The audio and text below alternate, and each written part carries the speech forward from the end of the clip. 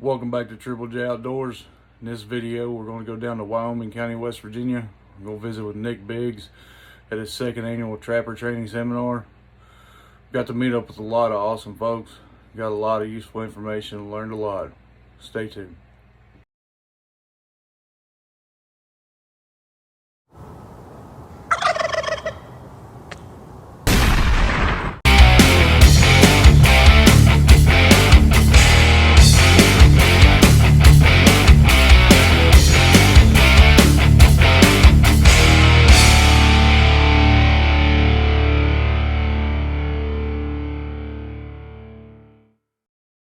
Brought to you by Pure Whitetail, Duke Traps Wildlife Management Equipment, and Element Archery. Hey, we're down here at Nick Biggs at the Trapping Convention. Awesome place down here at Twin Falls State Park. And we got Nick Biggs here, and I want to ask him a few questions. But describe yourself first. Well, I live in Wyoming County, southern West Virginia. I'm a trapper.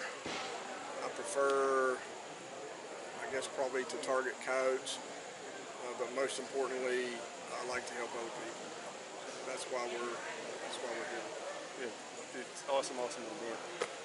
We're loving it. Even though I do trap, I'm still learning new stuff every time. I talk to you, text you, whatever I need to do. How many years have you been trapping? Well, I couldn't tell you. I mean, to say on paper, I don't know. My dad, we didn't have coyotes when I was little. My dad was a fox trapper, rat trapper, coon trapper. Coyotes, I would venture to say probably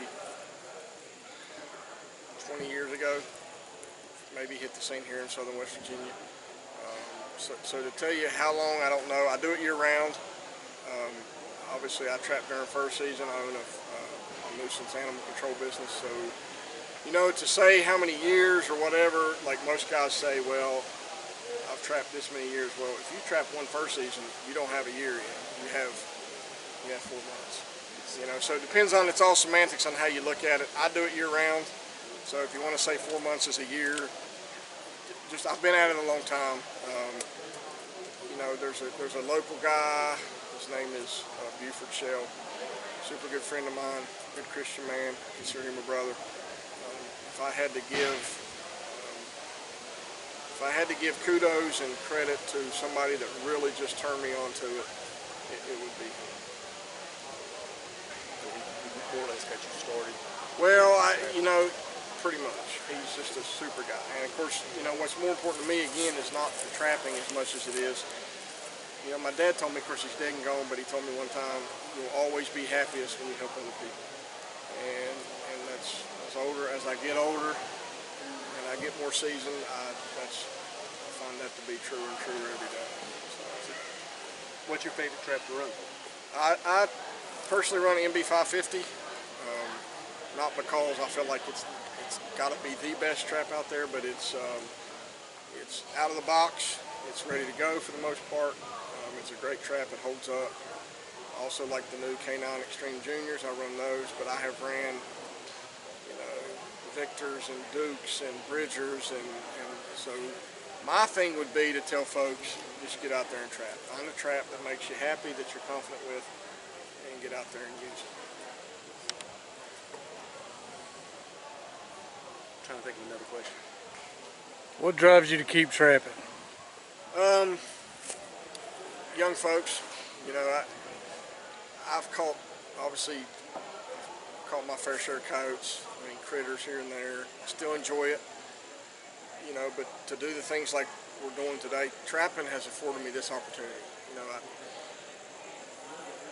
We have, 300 plus here today. It's all free. We have, kids everywhere. And to me now, it's not about the animal. It's not about 100 coyotes or 200 coyotes. It's about the fact that it's given me a platform to help not only introduce kids to trapping, but to give them an opportunity to get out and do things, get in the outdoors, and ultimately, I guess, keep themselves out of trouble. What is your most memorable catch? In terms of coyotes, coyotes, or anything that you have caught? Oh gosh, that's a tough one. I mean, I've caught a lot of critters over the years. I caught a coyote. It's been some years ago. Almost 50 pounds. Looked like it had a perm. You know, to this day, I think about coyotes and how big he was, and I'll say this, and of course, people think and maybe I am getting soft, but sometimes, every now and then, I'll catch a coyote that I don't turn coyotes loose. I've turned one coyote loose because I did a video on it last year, but there are times when I catch coyotes and I struggle to dispatch them. I guess I'm getting soft and something about that particular coyote, and he was one of them. So I close my eyes and think about coyotes over the years, for whatever reason, he seems to stand out. The name of that one was Mercy. The one I turned loose. Yes. Yeah.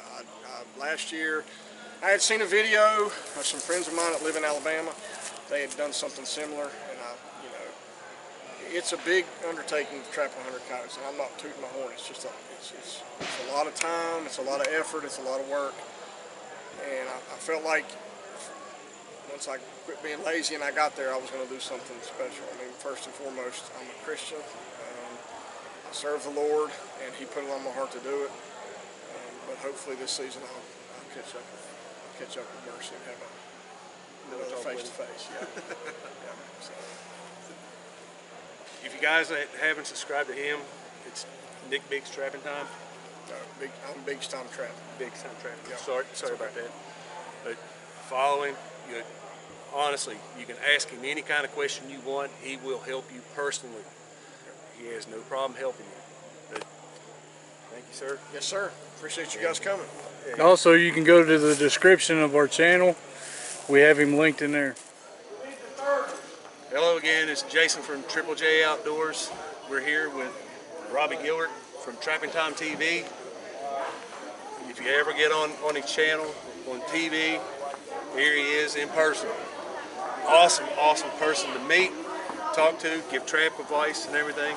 We got a few questions for him. Hopefully he can answer. How long have you been trapping? I started trapping when I was 16 years old. A lot of the high school boys and stuff were all chasing fox and stuff, and at that time, raccoon prices were sky high. And you know, being a young boy, everyone's trying to make money. So since I'm 16, I'm 42 now. So you do the math. It's been a while. Yes. Of course, your favorite traps are dudes. Correct. And everything. Ours too. We like run. I run big hands. It's hard for me to get the dog back on and everything. I run the dogless. He runs the dogless. Number 2 dogless. Another question is,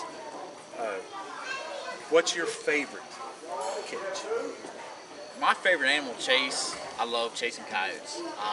I've been fortunate enough that we're in an area where we have a good population of coyotes. Nothing like they have out west where you're going to get these numbers of thousands a year. But there's just something about matching wits with a coyote. And you see where we trap at. Around the Pennsylvania, West Virginia area, we're not trapping big open fields. We're trapping in the woods. It's a little harder for us to get on coyotes because we don't have the population that they do out west. So to match wits with a coyote, to make a coyote put his paw on a 2-inch circle, to me, that is like the greatest accomplishment. Yes, sir. I have to agree with that. It is a good chess match, and I love a challenge, and it is good. What's your most memorable catch?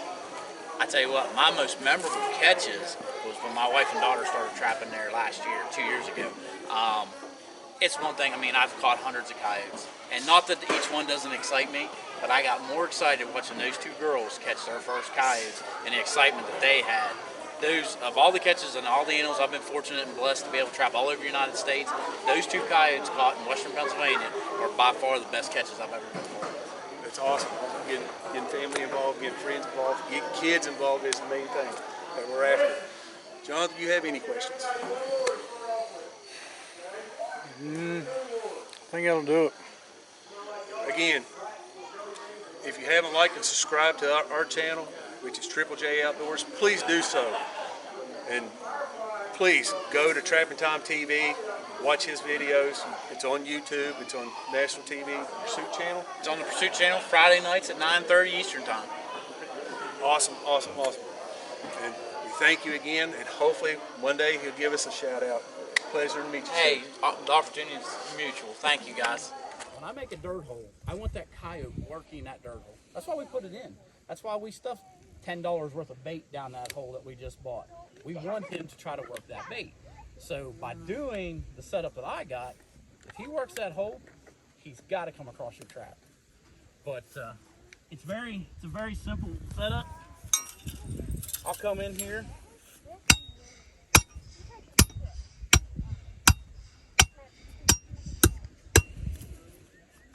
My trap bed's cut.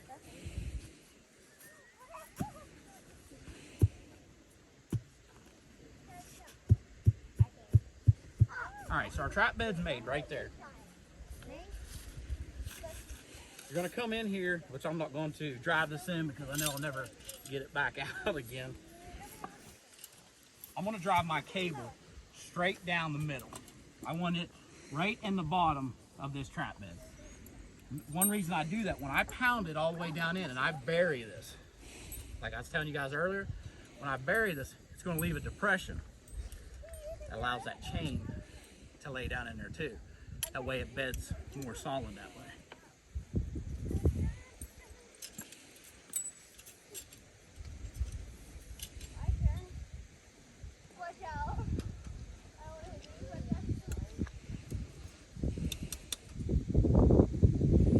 How many of you guys, when you run your traps, which way do you, if you got a dirt hole, do you guys turn it sideways and face the trigger or the dog towards it? Or do you guys go levers towards the hole? Dog towards the hole. You go dog towards the hole. I don't. I go levers to the hole. Reason why? It shortens that dirt pattern up. And I found that if I shorten that dirt pattern up, I've got less room. If that coyote comes in here and he doesn't, let's say he doesn't hit my trap just perfect.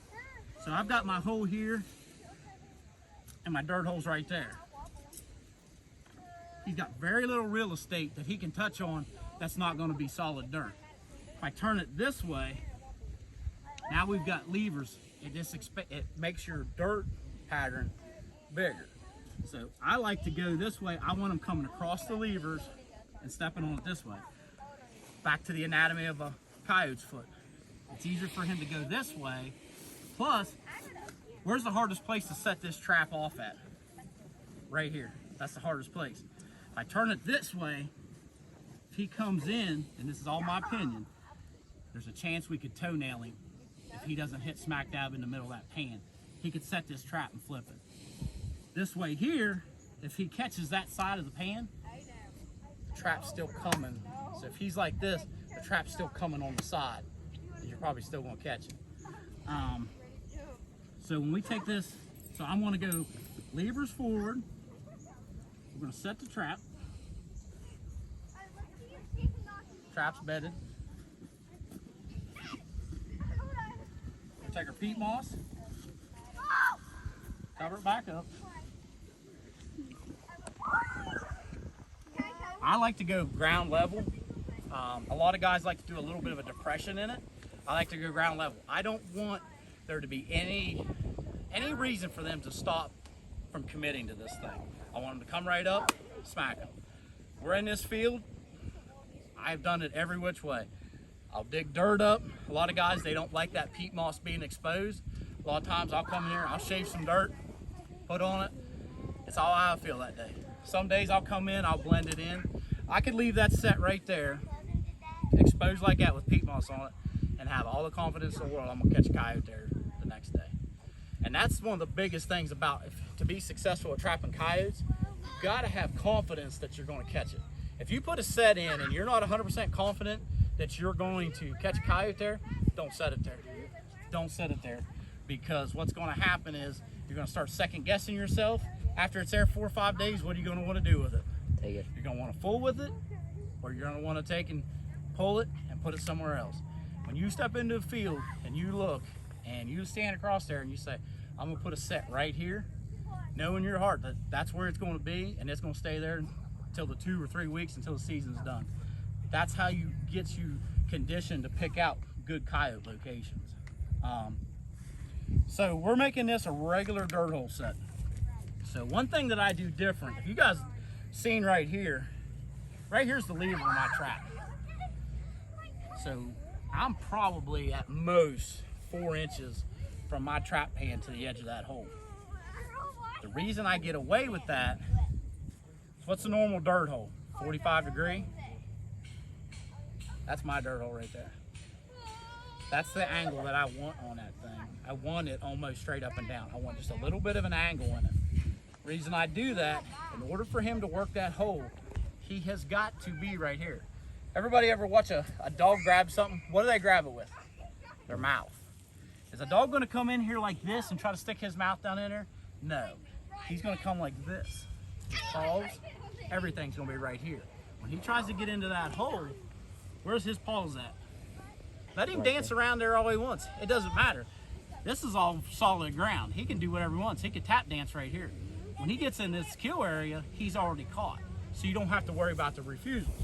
But with that steeper angle, it's kind of like a, if I put a $5 bill in the bottom of a 5-gallon bucket, how are you going to see it? If I held it back here, are you going to see it? The closer you get to it, you can see in the bottom. It's the same thing with the dirt.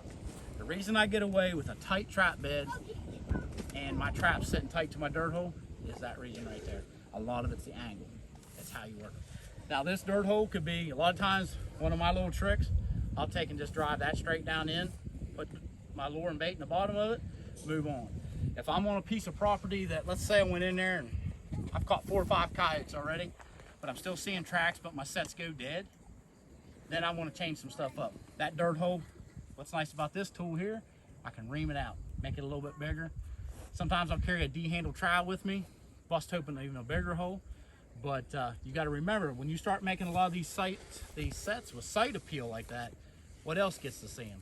Raccoons, possums, anything that walks by.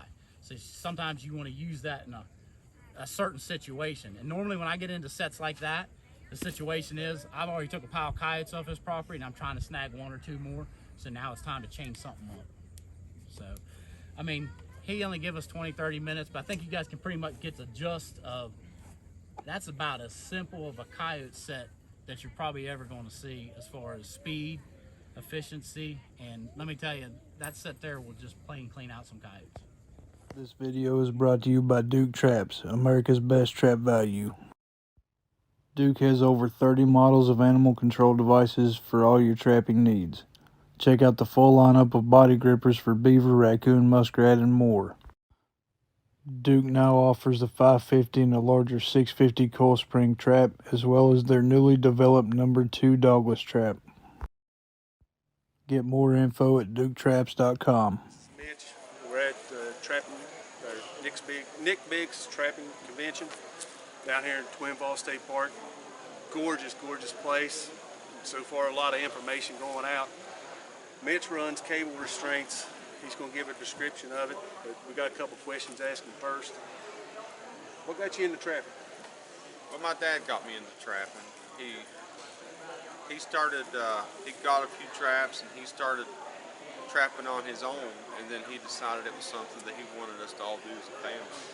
So I owe it to my dad that he got me into it. And then Nick did help me a whole lot over the years to become the trapper I am. But I've always loved the outdoors. I've always loved being outside, enjoying God's country, and it's just from that point on, after I caught my first coyote with my dad, it was a big 50-pound male, I was hooked. It's a big coyote. It is the biggest, and still to this day, the biggest I've ever caught. What is your most memorable catch? My most memorable is, it was the last day of trapping season 2 years ago. I was pulling every trap that I had, and I was on the very last trap, and I caught a big giant black coyote in a snare, which I love snares, and my dream was to catch a black coyote, so there it was. I thought I was in a dream, but that was the most memorable ever. It's basically every trapper's dream is catch a black coyote or a good collar-faced coyote. Oh yeah. You can see an obvious trail coming up and out. See this big trail. And then it forks off and comes out here. And another one comes, this little guy here even sees it. I mean, it's obvious how easy that you can see. And I know a lot of this may be deer but this is a game trail. So we're not limiting to one trap here. I would do 4. I would put one at the mouth of this field over here. I would put one here. I would put one right there. And I would go down as far as I could and put more. Because instead of one coyote, you may come back and have 4. And if you think it's not possible to catch 4 coyotes in one area, I can show you pictures. Because the more you set, you're just tripling, quadrupling your chances of catching and putting up big numbers. So if y'all don't mind, stay out of this so this don't get trampled down. But you'll be able to see me right here. I've already got a snare in the ground.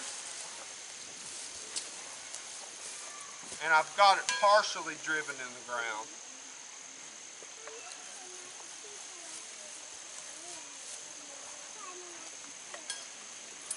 Okay. So what we've got, whenever you're driving your anchor in the ground, I didn't drive it all the way down. I like to bury the S-hook. And whenever you drive it, you gotta put it on the end of your driver, push it in the ground, and hammer it down until the S-hook disappears. And then you've got to make sure that you pull it. And that just takes your stake and flattens it out, and that's what sets your anchor. You don't want it in the middle of the path. You want to be on one side or the other, okay?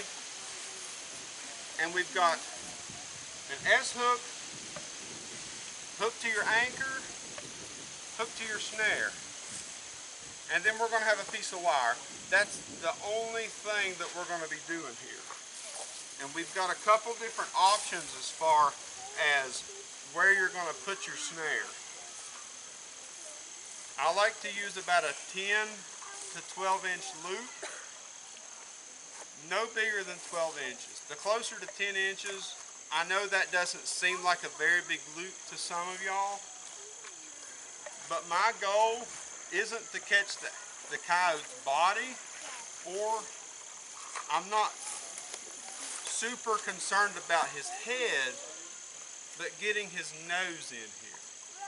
Once that coyote gets its nose into this loop, straight on, he's toast. I mean, you got to keep in mind that when they're coming up and out of these fields, up out of the holler, they ain't walking. You know that it's an obvious trot that these coyotes have. And for you hunters that have seen these coyotes come up and out of the woods, they've got their head out. It's not up unless they're alerted to something. They've got their heads down. So a 10 to 12 inch loop, and I'm going to be putting my snare about 10 inches off the ground. So once I get it down in here, I'm going to show you how far down it's going to be. But trust me, the snare, I trap with Nick, we trap together all the time. And this snare placement, I use the same thing he uses. It is deadly, I'm telling you. So we have a couple options. I've already got some 9-gauge wire that I've cut, okay? I'll take the 9-gauge wire and jam it down in the ground close to where I've anchored it. Okay? This stuff's really stiff. Once you get the loop that you desire, that's about the loop that I want, right there. That plastic whammy, all it does is slide over top of your 9-gauge wire. That easy. The wire whammies that I showed y'all up there, they're not as forgiving as these. Once these are on, they're on. And if you just so happen, if you just have the wire, the spring kind, I carry a roll of black tape. If you cut yourself, you can wrap yourself up with it. But all you gotta do is just wrap that around right here to hold your snare on, okay? And then once this is, see that's too high right there. For y'all that can see this is too high. That's probably 12, 14 inches off the ground. You would catch a coyote here, but you're also going to have misses. And you're going to have what I call a sling off, to where if a coyote's coming through, its nose is probably going to be about right here.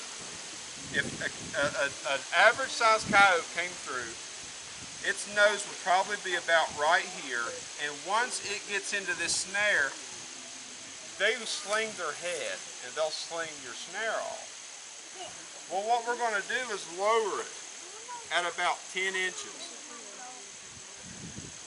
Okay? You see how I just took my snare and just pulled it down? I'll use my finger as a guide, a little bit more than that. About 10 inches is what I prefer. It's what works for me. So a little bit more, around 10 inches off the ground. That's perfect for me. So when that coyote comes up and out of here, they're going to be at a trot. We're not going to have anything here that's going to deter them, that's going to alarm them. No bait, no lure, no urine, nothing. Because if you do, all you're going to do is come back and you're going to have empty snares. So what I would tell you to do is take natural guiding. See this stuff here? All you got to do is take and push it over a little bit, just enough to where the coyote's not going to go around. See here? And it's okay if something touches your snare, because it's going to take a lot to knock it over like a deer or a coyote. Any of this stuff here you can take and bring it over, and I'll take pieces of limbs like this. You got a little hole here. I'm confident with that, but if I was a little bit worried, I wanted just to do something a little bit extra, I would take this, and when I put my blocking in, I don't care at all if it overlaps my snare a little bit. If it comes in here and it's sticking out just a little bit, see here? I mean, it's right in the pathway of the snare, but all that's going to do is make that coyote more comfortable when it comes through here, because it's a dog. It doesn't know the difference between this. It looks like a piece of cable to a dog. The same concept with this. And I know that the trap's a little bit shiny. They don't care. Okay? If you're concerned about the shininess, you can boil them in baking soda, or you can hit them with some flat spray paint, tan, green, whatever color you want to use. I don't do that because I don't have time to do it. After you use them and they're out in the elements for a week or so, they're going to turn anyhow. So the 9-gauge wire, that's one option that we have. Another option, you can see how easy that I can put this in my back pocket, this in my back pocket, rolled up, or in a backpack with 36, we're talking 3 dozen snares. We're talking 36 traps in a backpack, a roll of wire, your driver, your cutters, and hammer. Such minimal supplies that you need to absolutely wear the coyotes out. Versus, imagine taking 36 footholds in the woods. It's just not possible unless that you have access by four-wheeler or by a vehicle. It's just not reasonable. 9-gauge wire, which is my preferred method, that's what I prefer, and I'll show you why. These snare supports, they are wonderful. It is a piece of rod with a flap. I mean, it's pretty self-explanatory, and it has 9-gauge wire that's wrapped around and tack welded to itself. These are great. If you can throw 2 or 3 dozen of these in your truck or on your four-wheeler, that's wonderful. But you can't always drive this in the ground. You can always get your wire in the ground. I can always get my wire in the ground some way, somehow. But earlier when I was trying to push this down, I couldn't quite get it down as far as I wanted because there's a little rock bed or something, and I've already got my anchor in the ground, so I'm committed to this area. I'm not going to pull up and leave. But what you can do is you've got it in there far enough, like, okay, well that's probably going to hold my snare. I'm going to move it over just a little bit more. I'm going to take my 9-gauge wire and move it to the side here and hook to this, okay?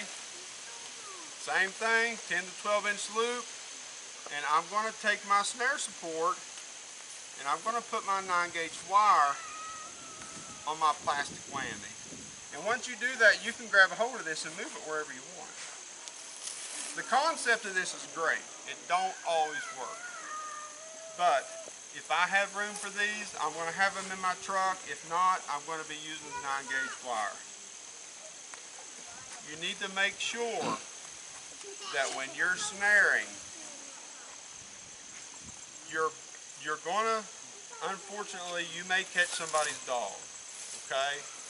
You've got to keep in mind that you are legally trapping on the property that you're on, because you're responsible trappers.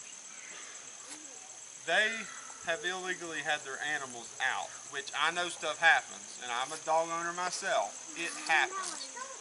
But if you catch somebody's dog in your snare, I'd invest in a good catch pole, because if you can catch pole the critter, if I can catch pole, and we all know a feral dog from a tame dog. Feral dogs don't usually have collars on, okay? But if you can catch pole them or hold them down and cut the snare, even if you cut the skin on their neck a little bit, it's worth saving their life, okay? But if they're a little bit aggressive, catch pole them, get the number off their collar and call the owner. If they care about their animal, they're going to come out. If they don't care about their animal, that says a lot about them, okay? So, and one more thing that you are probably going to catch that you don't want to catch, can anybody guess what you may catch? A deer. Lots of deer. Lots and lots of deer. Let me get this. I call it a jump stick.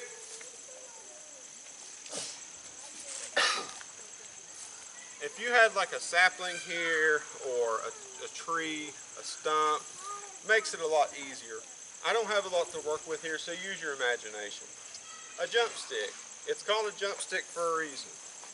If you had a long, skinny stick that you can job into the ground right here, it's going to make your life a whole lot easier. And the concept of the jump stick is the coyotes are going to go under 99.9% of the time. The deer are going to jump over.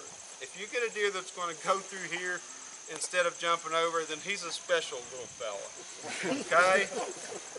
So you get my drift on this. You may have to get creative. However that you can make that, put something there. You don't legally have to use a jump stick. It's just, I don't want to deal with a deer. Who does? You know? It's just something, it doesn't eliminate the problem, but it does drastically cut down on the problem. You have to legally have 350 pounds or less of a breakaway snare or a deer stop. And the deer stop, it is solely, see this little nut that's smashed on here? If a deer gets its leg caught in here, it stops. That's why it's called a deer stop. No bigger than 3 inches or something like that? I believe it's 2 inches. 2 2 or 2.5. But that gives you, if you catch the deer up high, you know, but it drastically cuts down on your non-target animals. Whenever I talk about a 10-inch to 12-inch loop, if I'm only targeting coyotes, then I'm okay with a 12-inch. But if I also want to catch reds or grays or bobcats, that's where the 10 to 12 comes in. Because you're going to catch your reds, you're going to catch them around the neck or mid-body. You're going to catch the coyotes around the neck. You're going to catch the cats more than likely around the body. And you will catch grays. They're small. They're probably a third smaller than red foxes. But they are an amazing little creature. And you can also catch grays in the snares too. So you can get the concept. Snare up there. Snare here. One here. Far enough apart that they're not going to get tangled up on each other. And then I would also put one down here. Picture a pack of coyotes of 6 or 8 pairing up this holler with their heads down, making their way into this field. I've already busted one. Its buddies come up here, and I've done busted him too. And then little girls go up here. I'm telling you, you can put up big numbers with cable. I'm not promoting Mike Murray. He's there. He has snares. He's got everything you need to get set up for snares. But this is a great way for people that are starting out to decide if you want to be a trapper without having to spend a fortune. But look at how simple of a setup this is. It's foolproof. A child could do it. But the biggest thing to get down pat is your loop size and your snare placement. That right there is the perfect snare placement. That's where I would set every snare exactly like that one. So if you're questioning this size and the location of where I've got the cable set up, you just have to trust the people that's caught a lot of critters with these things, because we've done messed things up for you guys, and I can tell you what works, and you don't have to worry about spending years of messing up, because this is what the I walk up to it, and the first thing I do is I just hop out of the truck with my auger, and I put in a couple sets. And when I go in, I'll go straight in, and I want to bury that thing into right there. Of course, naturally, this hole's already there, so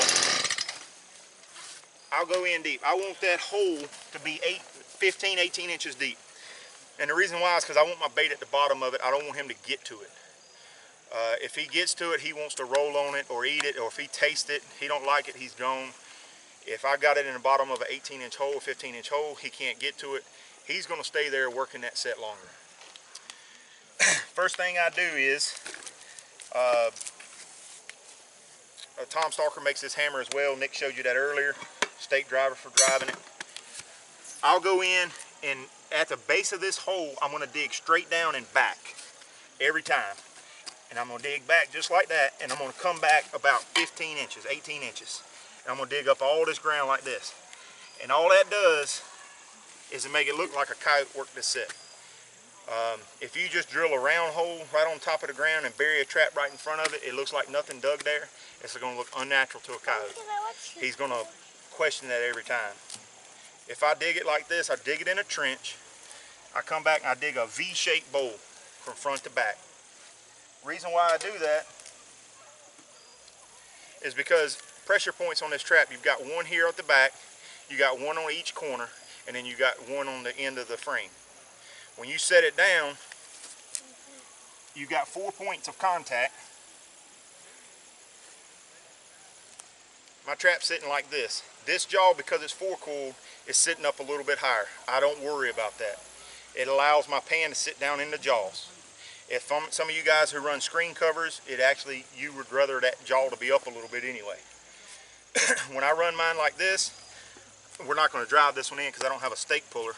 I'll go in and put it straight in flat, and when I put it in the base of this hole, I'm going to twist it. And by twisting it a little bit to the right, it allows all them pressure points, including that jaw right there, to sit on that lip that you made. So just by bedding that trap, I hadn't put anything around it, I can go in and press on the corner and it's solid. I do add a little more to it. I'll take the clumps of dirt around it.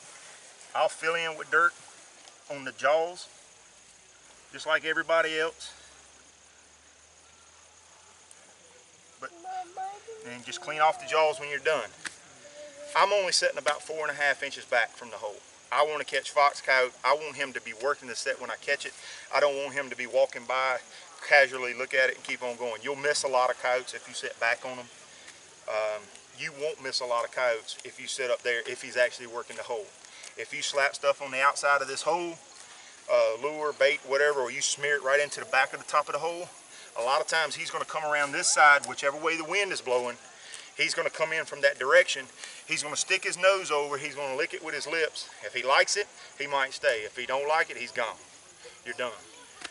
If it's around this side where he can't get his, if it's down in the hole where he has to come around this side and dig at it to get to it, typically he's going to come around to the side that you've already dug from, because it, just like anybody else, is easier to them. So they're going to come around there and dig at it. I set it there because when he goes in here to dig, and I've set it pretty center on that, but I've also dug this little trench out on each side to allow him to kind of step down in it. It's almost like a step down set. But it looks natural. If you look at your dog digging, he don't dig a round hole. He's going to dig an oblong, tall hole about as wide as his paw, and it's going to be about 18 inches deep, and he's going to throw the dirt all behind him. When you dig all this stuff out, do not go back, grab this stuff, and throw it up there like that. That's the worst thing. If you're fox trapping, go ahead. If you're coyote trapping, don't do that. He's going to go around. He's going to, if the wind's going this way, he's going to walk up to it. He's going to see fresh dirt, fresh digging. He's going to smell something. He's going to start digging right here. He's not going to come around to this side. He's going to start right there. If you leave everything off the back of that, just like you found it, he's like, that's not been disturbed. I'm going to come around to the easy side. This is the way I'm going to work it. So just throw this all back. It doesn't matter. You don't have to be neat with it. Just throw it back behind you. If you're on a trail somewhere or a path and you know the wind might not be quite right sometimes on there, or it's kind of susceptible to which way it's coming, throw that stuff back out in the path. Throw it in the middle. Make him see it, stop, and then he'll get curious and try to figure out what it is. Because if he's walking down a path that the wind's not right, if he's not paying attention, he's got something else on his mind, he'll walk right by your set all day and you won't never know he's there. So bed that trap, bed it tight. Like I said, I've got it where it won't move no matter how I push on it. I use wax paper. If you buy it in a roll, you can put it on your table saw and cut 4 strips out of it. It'll fold down flat. By folding it down flat, you can peel off 2, and that's the perfect width. Just tear it off. The more you use it, the more that corner will bend, the more it'll tear. Ball it up. If you use polyfill, you can. I didn't want to take a whole bag of something else with me or have to roll them up and stick them under all my pans before I go. It's just an added step for me. So polyfill, I can just stick it in my trapping bucket and I keep rolling. I do trap into some sand like Nick said, but it's not all sand. This is pretty ideal for what I trap in. Take this wax paper, lay it right over top of the pan. The only thing I'm trying to do is cover that pan to where when it falls down beside it, the dirt won't come under it. I don't care about covering the entire trap. I just want to cover that pan. When we do it like this, we come back, we take all this loose dirt. I dug this loose dirt up about 5 times already. I'll be nice and loose.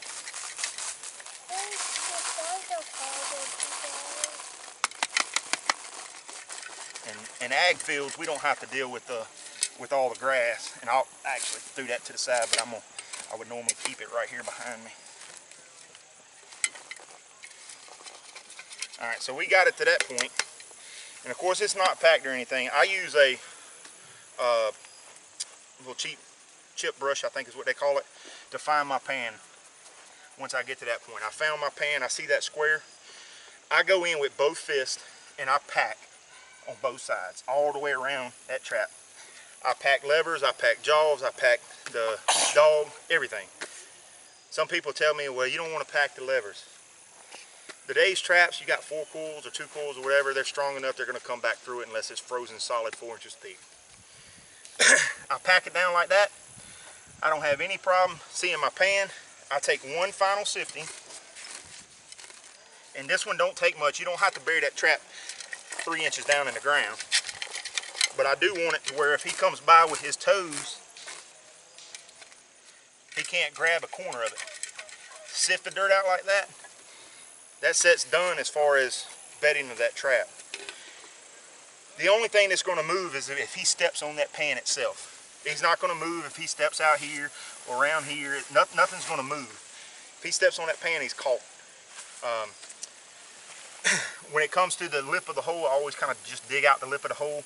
I always try to make it kind of oblong like a coyote done it. So when I dig it with that, sometimes I'll go lower and pull it back and forth. But I also take this and I just trim out the top of that hole. Just go in just like that. So that hole, as you can tell, is that deep.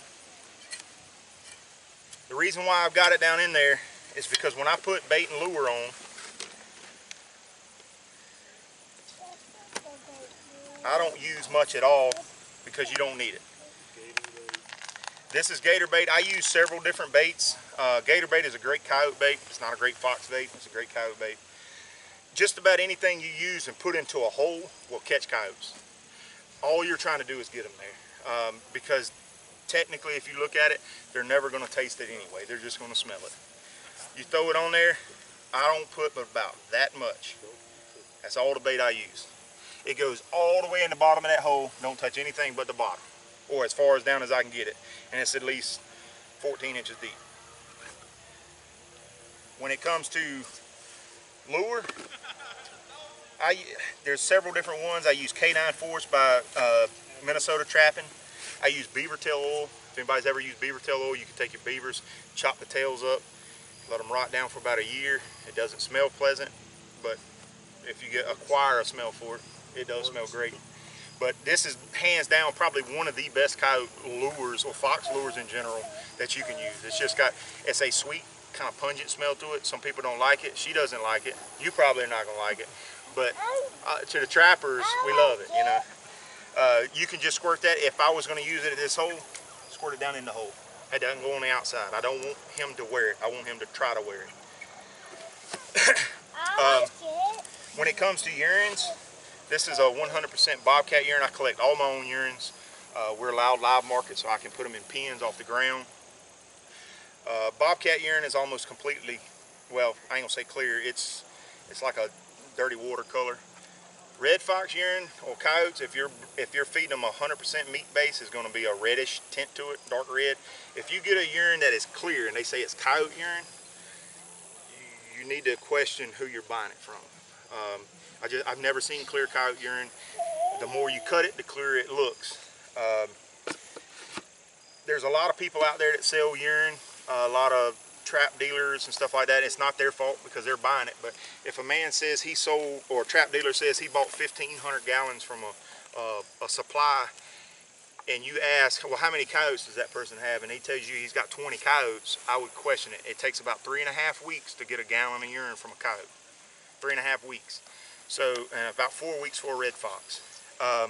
So if he tells you he's got 20 coyotes and he's selling 1,500 gallons a month, then he's cutting it with something else.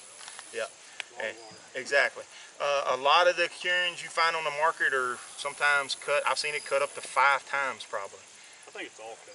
Yeah, Freezes solid. Exactly. If pure coyote urine, pure fox urine will not freeze solid. It'll get a slush on it. It will not freeze solid. Urine that you buy from a store-bought place typically will freeze if you put it in the freezer. It'll freeze solid like a brick. But the reason why is because if you take a gallon of fox urine and you put it in a 5-gallon bucket of water, it's still going to smell like fox urine. You're not going to know the difference. You have to trust whoever's selling it to you. But there's some good stuff out there. Don't get me wrong. There is some good guys out there that are selling it. But you get what you pay for. If you're paying $20 a gallon for urine, you're probably not getting pure urine. You're probably getting it cut 4 or 5 ways. I've never sold urine other than a few local people. This year we decided to do it. I think Andy Weiser was selling some for $70 a gallon, $60 a gallon, or something like that. And so, I mean, good stuff is hard to come by. But when it comes to urine, what I'm gonna do is, this little bottle has about had it. I need to change those out. This is all from last year. I hadn't changed anything. When it comes to urine, that's the only thing I'm squirting on the outside, and I'm squirting it just like that. And the reason why I squirt it like that is because if a dog pees on a bush or anything you see, they're not going up there and they're not peeing in this little spot right here. They're not peeing in that little spot right there. They're going to go up and they're going to pee in an area about the size of a volleyball, basketball, something like that. It's just going to be. But the good thing about that is a coyote's not going to wear that urine. They're going to come up to it, they're going to smell it, they're going to think something else has been there, they're going to see something in the hole, they're going to try to get to it. If you have everything up on the top of this hole, if he comes around this side, he puts his mouth on it, he tastes it, he don't like it, he's gone. Your wind direction, today it started out blowing this way, now it's actually blowing in from this way. Whatever your prevailing winds is what you want to set on. Ours is a west, northwest, you know, our wind's out of those. That's typically what I set up on. Even if it's an area that the set looks better on the other side of the road, I'll still play the wind on it. We're here with John Wilkerson at Nick Biggs Trapping Convention, which is awesome. Privileged to meet this man. I've been friends with him on Facebook for a while now, and seeing his catches and everything. He's an awesome dude to talk to, even with his sets over there, watching him make his sets. And I'm just going to ask you a couple questions. It's okay? Yes, sir. How many years have you been trapping? I caught my first muskrat when I was 6 years old in a farm pond right near our house, and I caught it in a run coming out of a hole when I was 6 years old. My father and my uncle, they had trapped, and I kind of hung around with them a little bit. Fortunately, I had mentors back then I could follow. Back then, everything was hush hush. You know, everybody didn't want to get the favorite lure, the favorite set, this and that, which there isn't. It's they're all good. But fortunately, I had somebody to mentor. I didn't have to read the books or the school of hard knocks. And what Nick threw in here today, I'm shocked. This is bigger than some state conventions. That's awesome to hear. And to see the camaraderie of the folks here, it's like one big family. Yes. And to have the information and the knowledge from everybody here, no matter who you talk to, if you learn one little thing, you can knock years off of your learning curve instead of going through that school of hard knocks that a lot of us older trappers. But what is your favorite trap to run? my favorite trap, that's a trick question. I have a smorgasbord of traps. My favorite trap is one that is well tuned and has the power to hold the largest critter on your line. As far as Duke, no BS, a well-tuned trap that works properly and it can hold your critter. That's actually, a lot of people's got a favorite brand, but that makes a lot of sense. Honestly, it does. I do some live sale down in North Carolina, and I like a light trap.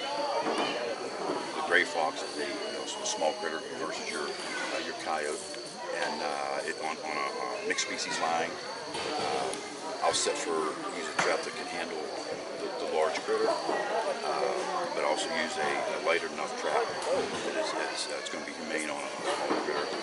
But I will anchor my trap for the largest critter that I can possibly catch, such as your coyote. An 18-inch single stake is going to hold a gray fox. It is not going to hold a coyote. Trapper Joe just learned that last year. Okay. Trapper Joe over there. He was ready. He told me he was ready for coyote trap. Right. I was like, "What kind of anchors you going to run?" He goes, "Single piece of rebar. It's 12 inches long." I was like, "That's not going to hold a coyote." No. I was like, "Yeah, pull it." I had to explain to him the reason why. Because they'll wallow the whole out. And they will pull.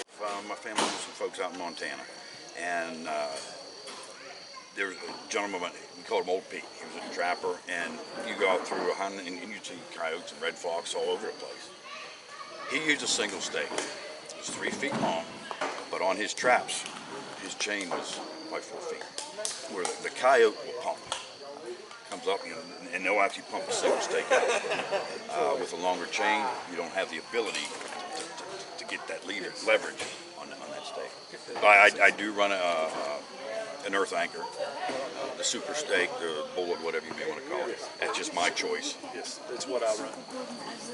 Man, what was your favorite memorable catch? My favorite memorable.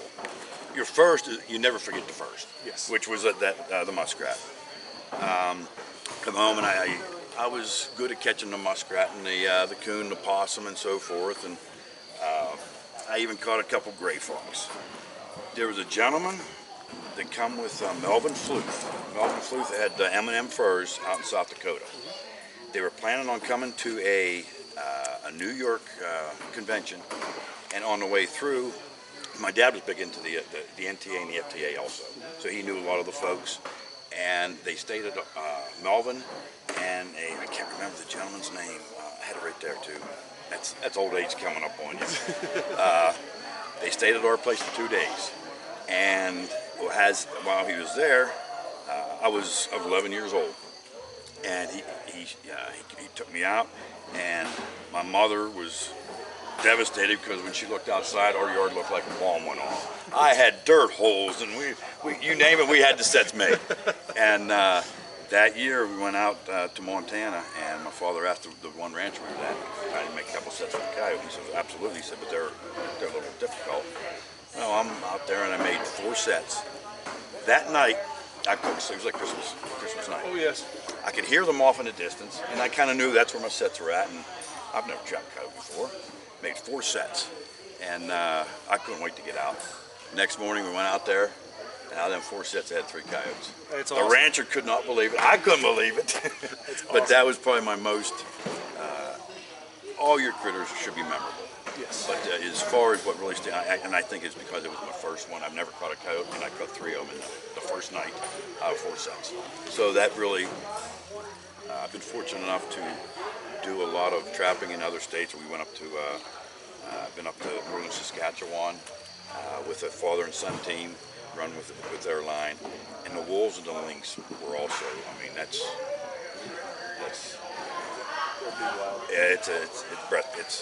it's a different type of trapping, but yeah, I love it. We as trappers are taking quite a hit right now, and I feel that we should, if you don't belong to a state, state chapter or the NTA, the FTA, I encourage all to. We need some help right now. There's strength in numbers, and let's do this. Right now we're on our county. It's what we're in right now, right. The Trappers Association, which is funded by the state. Mm-hmm. So that helps out with us. What keeps you driving on the trail? Well, it is a challenge. We also got to keep in mind, we've got to keep the population in check, not just in trapping, in all wildlife. You have a carrying capacity. We've got to keep that in check. I do a lot of hunting also, but with hunting, with a good scope, good gun, and a good person behind it, you can reach out there several hundred yards and harvest your quarry. With trapping, those critters have the same amount of area to run. They can run the whole country if they wanted to. Me as a trapper, got to give them a reason to put their foot in a 3 square inch area. To me, that's a challenge. And the more you know about the critter, if something comes on TV, the Animal Planet or something, it's something that I do trap and so forth, I'm still watching it because you watch how the critter comes up to something and talking to, I don't care how long you've been at it. The day you quit learning is the day you're pushing daisies. You can always learn. I wish I had time today to go through with some of these other guys.